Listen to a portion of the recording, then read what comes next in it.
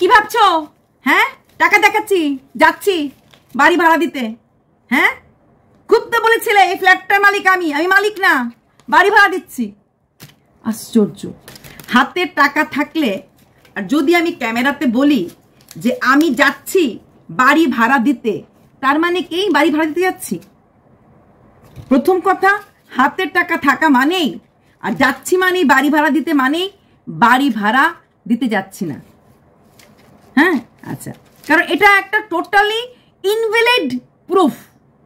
হ্যাঁ, শু হয়তো বাড়িটা ভাড়া, আমি বলছি না শু বাড়িটা কিনেছে, আমি আজ পর্যন্ত একদিনের জন্য বলিনি শু বাড়িটা কিনেছে, কারণ শু বাড়িটা কিনলে হয়তো লিফট টিফট থাকা এরকম একটা বাড়ি নিত, যেটা আমার ধারণা।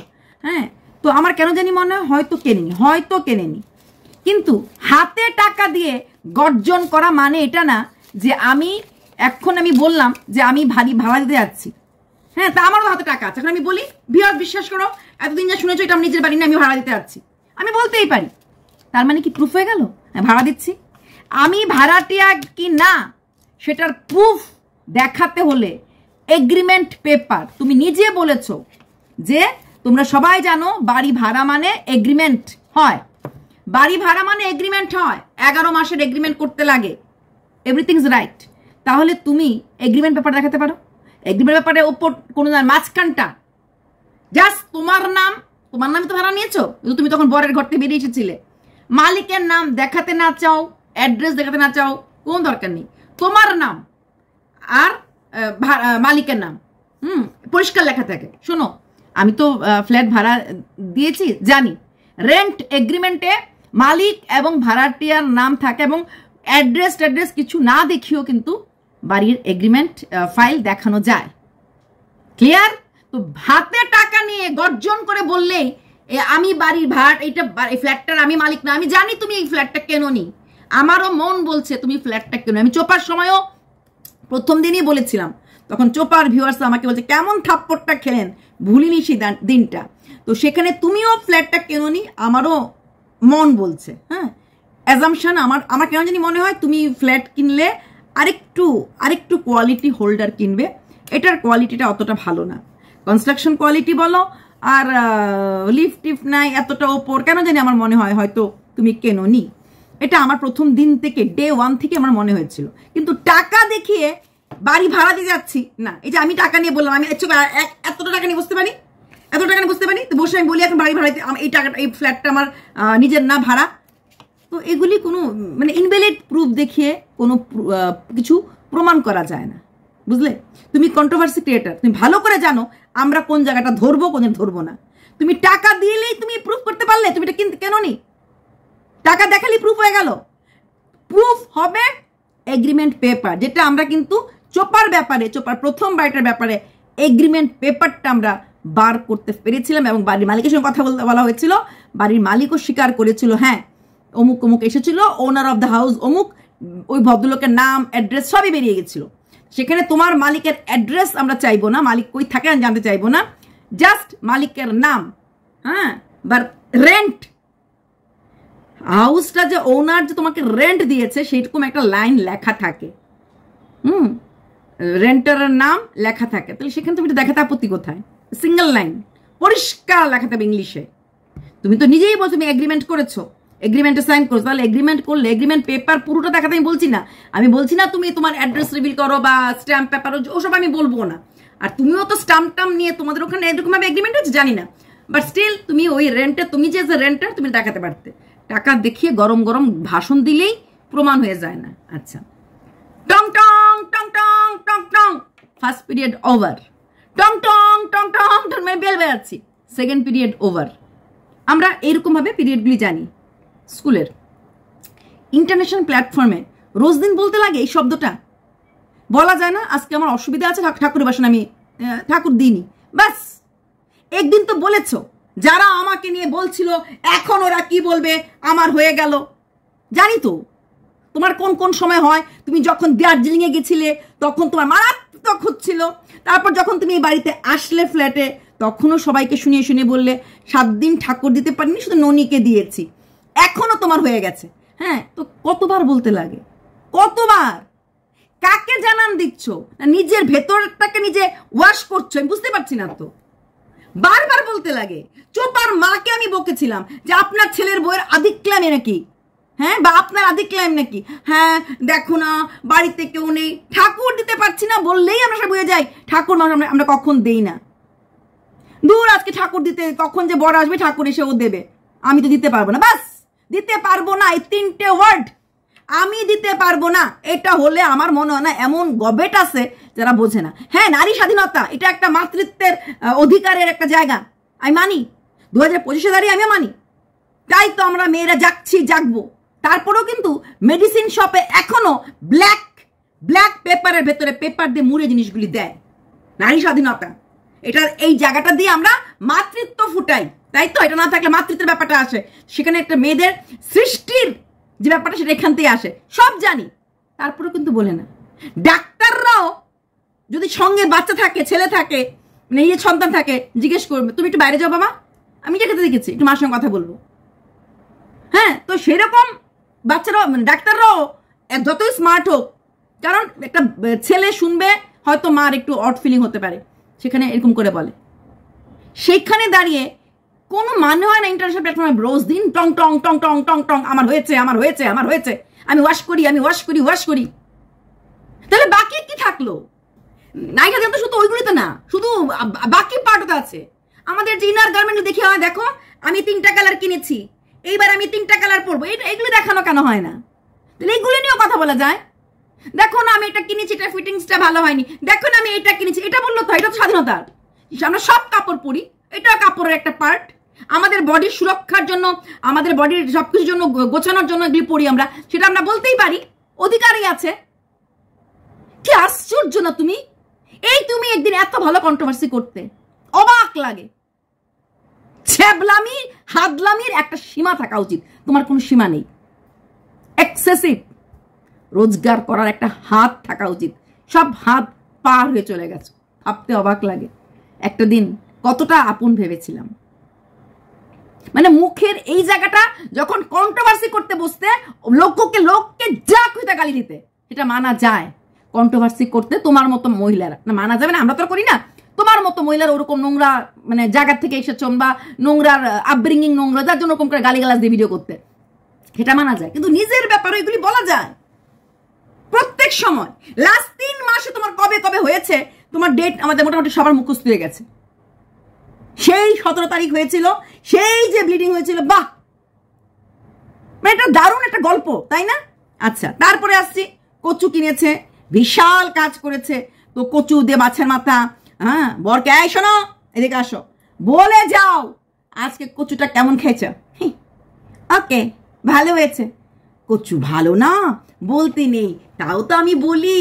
হ্যাঁ, আচ্ছা তোমার মনে হয় তোমার বরের ঘাড়ে ওপরে কটা মাথা আছে? না না না, তোমার বর রাবণ না, 10টা মাথা হলো রাবণের, কিন্তু একটাই ঘাট ছিল, একটা ঘাড়ে সাত দিয়ে অনেকগুলি মাথা বেরিয়ে এসেছিল। তাহলে সেখানে দাঁড়িয়ে তোমার বর তোমার সামনে নুন, আচ্ছা নুন বলা, দিদি নুন কাকে বলে? লবণকে আমি নুন বলি। হ্যাঁ, নুন কম হলে বা একটু ঝাল বেশি হলে হিম্মত আছে?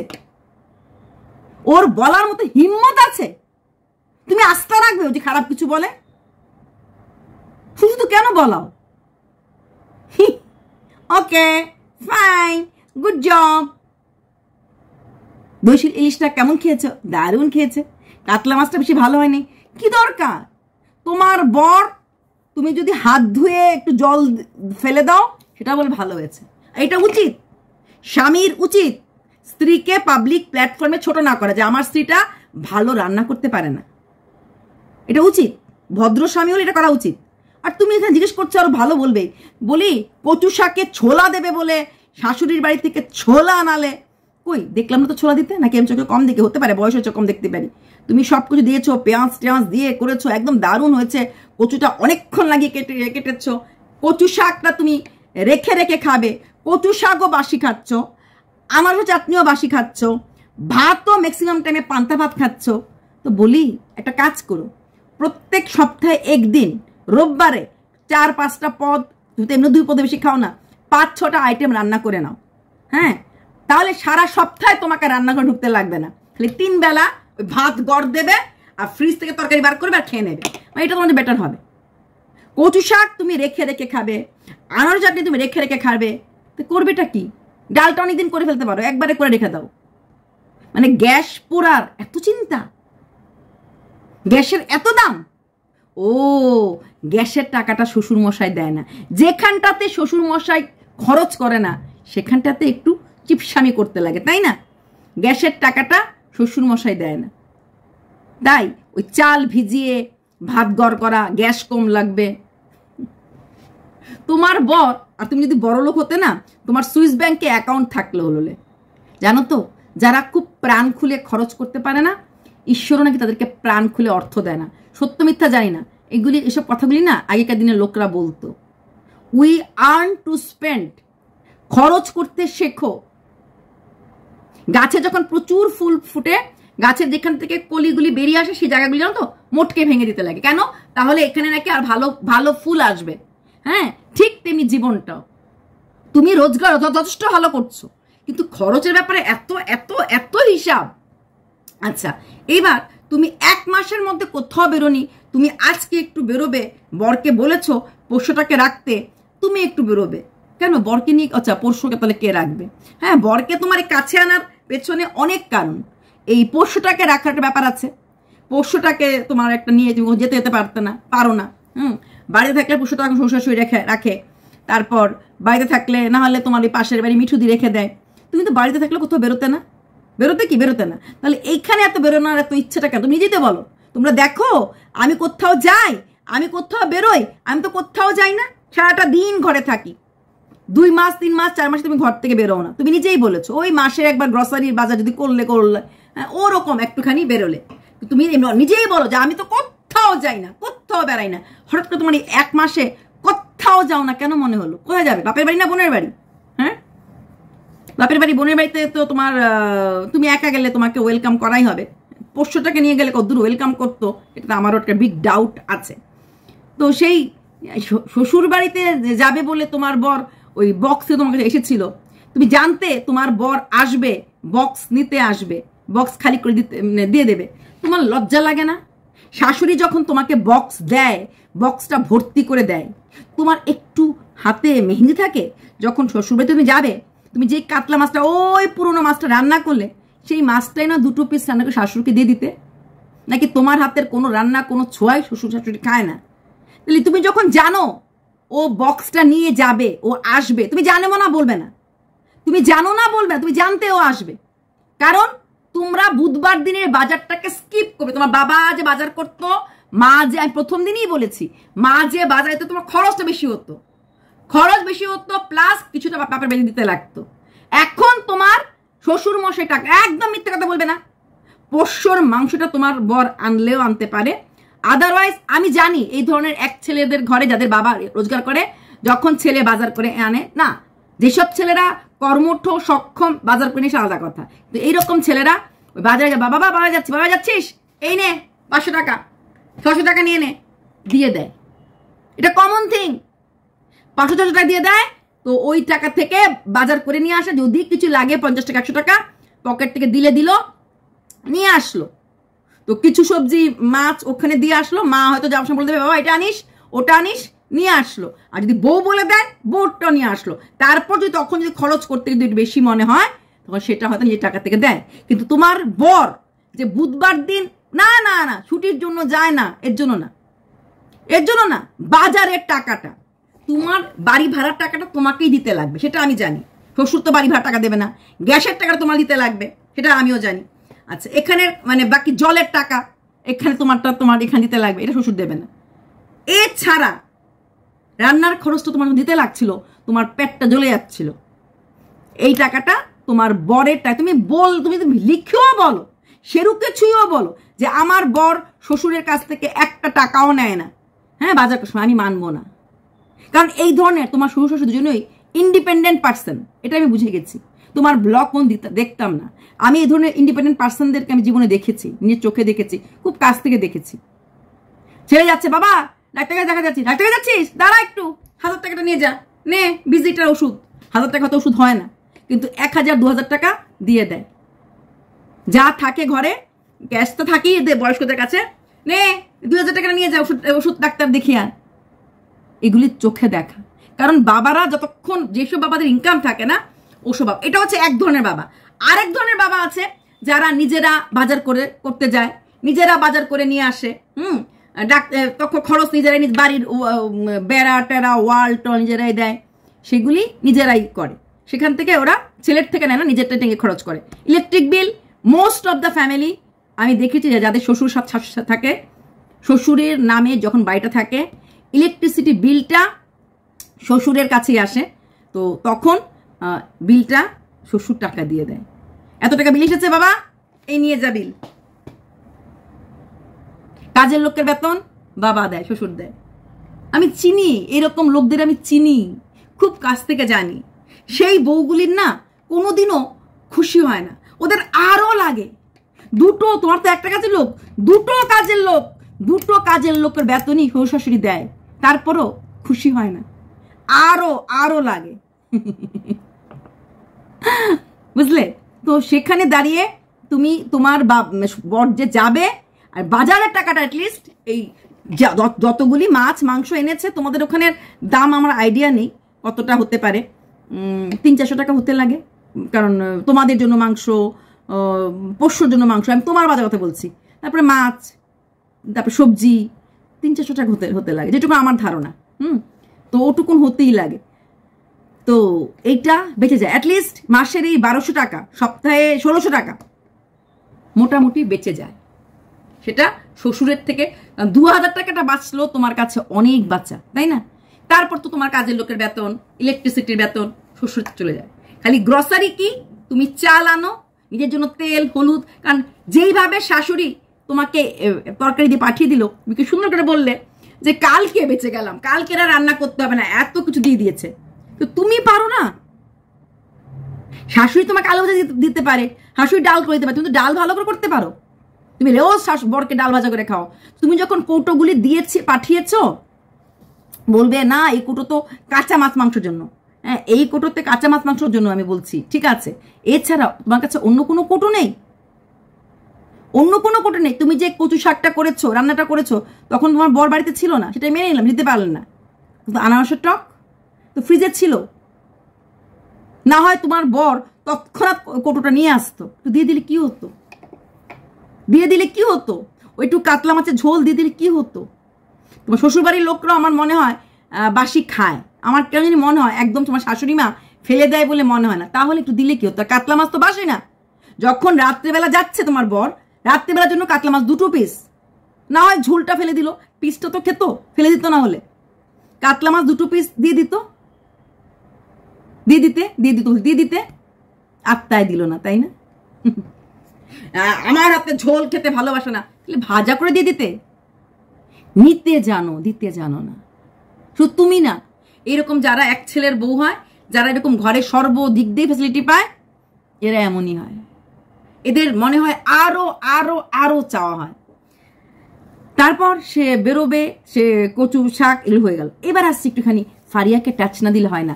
একটা বোনের সাথে আরেকটা বোন ফ্রি, একের সাথে ওপর ফ্রি। ওদিন আমি বলেছিলাম, কয়েকদিন আগেই ফারিয়া রিলস করেছিল কাচের চুড়ি পরে। ফারিয়া আজকের ভিডিও ছেড়েছে কাচের চুড়িগুলি আনার পরে পড়ছি বলে। তখন আমাকে অনেকে বলেছিলেন, দিদি ও যে কাচের চুড়িগুলি পড়েছে, শ্রাবণ মাস তো শুরু হয়নি, শ্রাবণ মাস আমাদের শুরু হয়নি, হ্যাঁ আমাদের শুরু হয়ে গেছে আজকের থেকে বোধহয়, কিন্তু আর 4-5 দিন আগেই শ্রাবণ মাস নন বেঙ্গলিদের শুরু হয়ে গেছে। নন বেঙ্গলিদের লাস্ট সোমবারটা ওদের ফার্স্ট সোমবার হয়ে গেছে শ্রাবণ মাসের। ওদের শ্রাবণ মাসটা একটু আগে শুরু হয়, আর শেষটাও আমাদের মতো হয় না। রাখি পূর্ণিমার দিন ওদের, মানে রাখি পূর্ণিমার পরের দিন থেকে ওদের শ্রাবণ মাস শেষ। ওদের কাউন্টটা হয় পূর্ণিমা টু পূর্ণিমা। রাখি পূর্ণিমা আমাদের তো 17 অগস্ট পর্যন্ত চলবে, কিন্তু ওদের সেটা চলে না। আমাদের তারপর ভাদ্র মাস আসবে, ওদের কিন্তু শ্রাবণ মাসটা রাখি পূর্ণিমার পর শেষ। আবার আরেক জায়গাটা দেখলাম, ওখানে দেখলাম শ্রাবণ মাসটা পুরোটা অগাস্ট মাস, হ্যাঁ শ্রাবণ চলছে। হ্যাঁ আমি অবাক, আমি জায়গাটার নামটা বলছি না কারণ কোনো রকম ইস্যু হতে পারে কোনো একটা স্টেটে।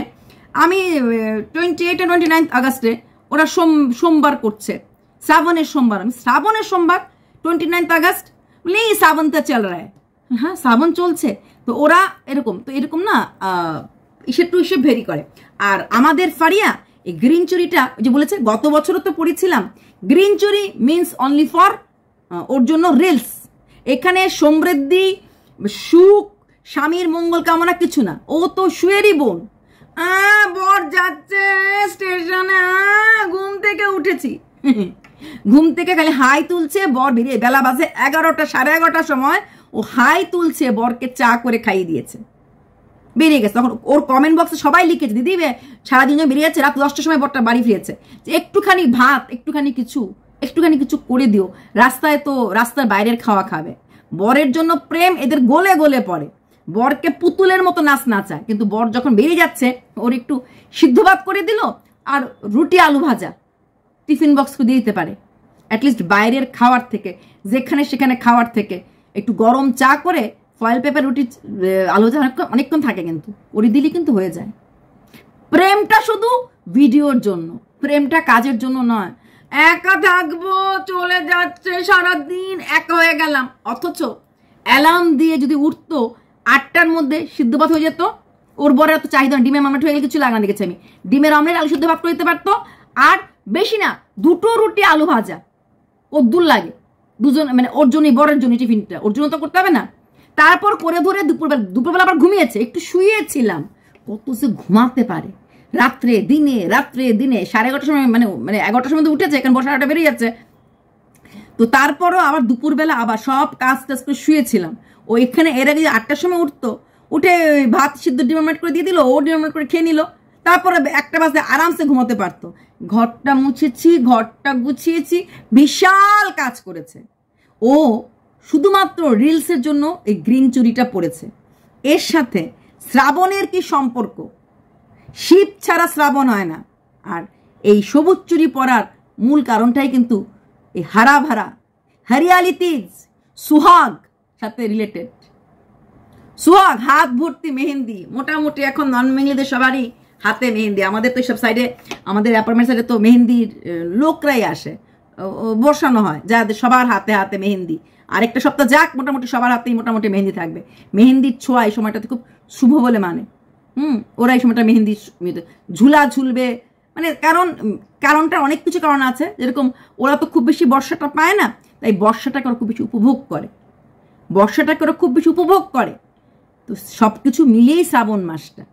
সেখানে আমাদের ফারিয়ার কাছে শুধুই খেলা। আর শুয়ের ওই জিনিসটা নকল করেছে, বাসিটা খাইয়ে দেবো, সারাদিন যেন বর চলে যাবে না, খালি পেটে পাঠায় না, মিথ্যে বলে লাভ নেই। বাসি খাওয়াক, যাই খাওয়াক, খাইয়ে পাঠায়, টিফিন দিয়ে দেয়। এই বোন যেহেতু জেনারেশন গ্যাপে বিয়ে হয়েছে, ও আরো ডেঞ্জারাস। ও এক চা করে পাঠিয়ে দিল, চা খেয়ে চলে গেল, ওটাই এনাফ। না তো কোনো ভরপেট খাওয়া। আর 10টা 10টার সময় যে কোনো ছেলে ভাত খেতে পারে। ফারিয়া নিজেও বাড়িতে থাকার সময় 10টা 10টার সময় ভাত খেতে পারতো, কিন্তু ওই যে বললাম, আদিক্লিয়ামি ঢালাঢালি প্রেম ছাড়া আসল প্রেম নেই। এখানে সেবা ওরা দেয় না, ওরা সেবা নেয়, কারণ ওরা রোজগার করে। একটু আলুটা কেটে দাও না, ম্যাগিটা কি টেস্টি হয়েছে। একটু না, ম্যাগিটা রাস্তায় গিয়ে ঠান্ডা হয়ে যাবে, ম্যাগি খেতে ভালো লাগে না, তো অন্য কিছু করে দেওয়া যায়, তাই তো ফারিয়া? না, মানে যার থেকে যেটা খারাপ সেটা নিয়েছো। ম্যান্ডিকে দেখেছো? কখনোই থালটা সাজিয়ে বরকে দেয়, ওইটা কিন্তু শেখুনি, ওই জায়গাটা শেখুনি। যার থেকে যেটা খারাপ নিতে লাগবে সেটাই নিয়ে নিয়েছো। চলো, মাছ টাছ, বাজার টাজার, দারুণ ব্যাপার। ভালো থেকো সবাই, বাই।